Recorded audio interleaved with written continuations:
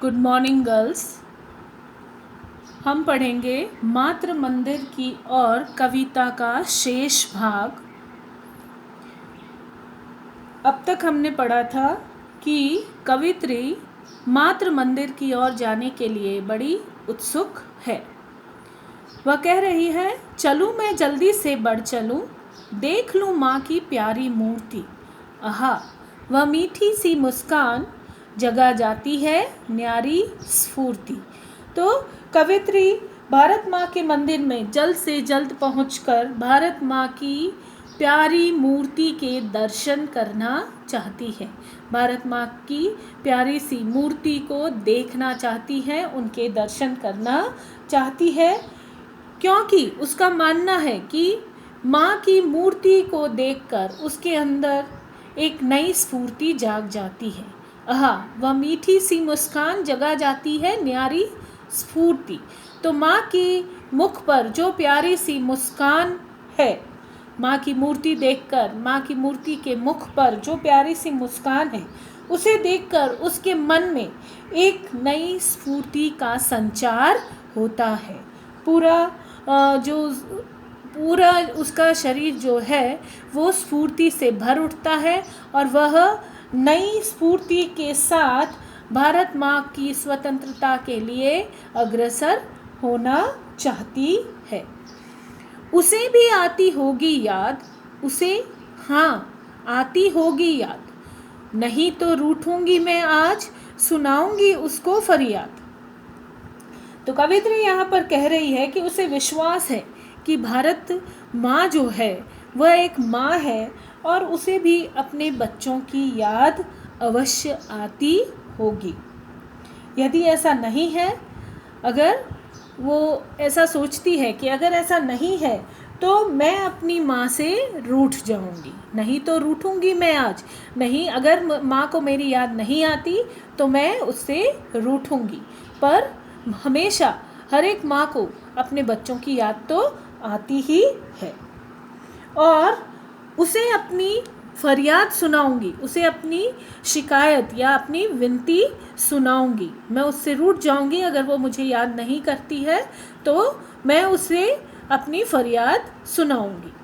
कलेजा माँ का मैं संतान। आगे कवित्री कह रही है कि माँ जो होती है उसका हृदय बड़ा ही विशाल होता है। वह अपने बच्चों से, अपनी संतान के प्रति उसके मन में बहुत ही प्रेम होता है। वह अपने बच्चों से बहुत प्यार करती है, उसके मन में बच्चों के लिए प्रेम का भाव होता है। करेगी दोषों पर अभिमान, मातृवेदी पर हुई पुकार, चढ़ा दो मुझको हे भगवान। तो कवित्री यहाँ कह रही है कि माँ के हृदय की ये विशेषता होती है कि वह अपने बच्चों के दोषों को, अपने बच्चों में अगर कोई कमियाँ हो, कोई दोष हो, तो उसे वह भुला देती है, उसे वो क्षमा कर देती है और अपने बच्चों के दोष को देखकर भी उसके बच्चों के लिए उसके मन में कोई प्रेम कम नहीं होता। यानी वह अपने बच्चों से हर तरह से प्यार करती है, चाहे उसके बच्चे में कोई कमी ही क्यों ना हो, और उसे हर तरह से अपनी संतान पर गर्व महसूस होता है। माँ के मन में अपनी संतान के प्रति गर्व का भाव होता है। मातृवेदी पर हुई पुकार, चढ़ा दो मुझको हे भगवान। तो कवित्री कह रही है कि मातृवेदी पुकार रही है, इसलिए कवित्री अपना बलिदान देना चाहती है।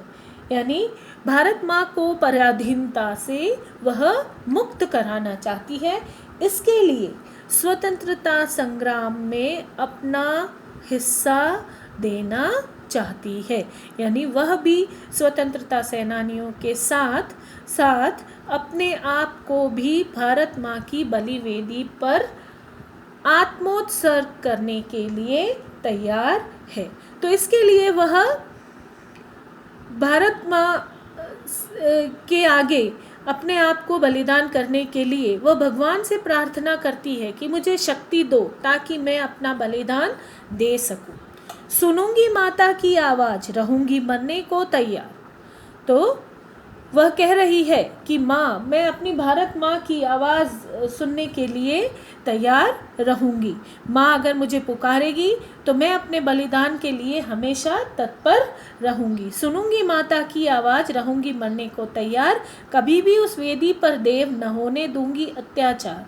तो वह कहना चाहती है कि भारत माँ के ऊपर जो अत्याचार हो रहे हैं, उन अत्याचारों को देखकर वह चुप बैठने वाली नहीं है। तो सुनूंगी माता की आवाज़, तो माँ अगर फरियाद करे, माँ अगर शिकायत करे, तो वह उस वेदी पर अपनी बलिदान देने के लिए भी तैयार रहेगी। रहूंगी मरने को तैयार, कभी भी उस वेदी पर देव न होने दूंगी अत्याचार। तो अपनी मातृभूमि पर किसी भी प्रकार का कोई भी अत्याचार देखकर वह चुप नहीं बैठेगी। न होने दूंगी अत्याचार, चलो मैं हो जाऊं बलिदान। तो वह किसी भी प्रकार के अत्याचारों से अपनी माँ को मुक्त कराना चाहती है और वह कह रही है चलो मैं हो जाऊं बलिदान। तो वह अपनी माँ को अत्याचार से बचाने के लिए अपने आप का बलिदान देगी। मातृ मंदिर में हुई पुकार, चढ़ा दो मुझको हे भगवान।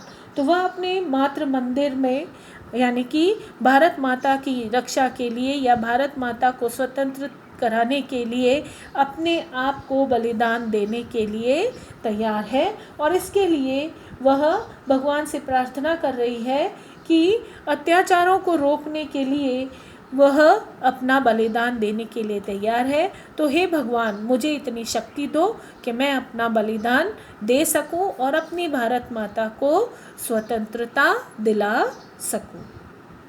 धन्यवाद।